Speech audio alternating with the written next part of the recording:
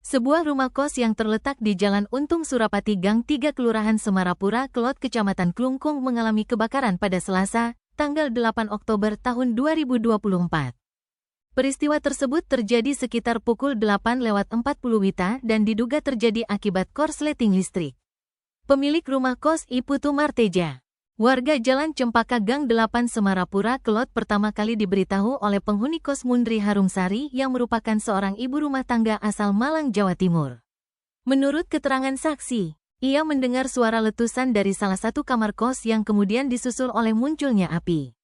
Atas hal tersebut, Mundri segera menghubungi pemilik kos dan tetangga sekitar untuk berupaya memadamkan api secara manual sebelum petugas pemadam kebakaran tiba. Kasih Humas Polres Klungkung Ibtu Agus Widiono yang dikonfirmasi terpisah mengatakan bahwa 3 unit mobil pemadam kebakaran dari Pemkab Klungkung dikerahkan untuk melakukan upaya pemadaman. Ditambahkannya jika 3 kamar tidur dan 1 kamar mandi di rumah kos tersebut terbakar habis. Meski demikian, tidak ada korban jiwa yang dilaporkan.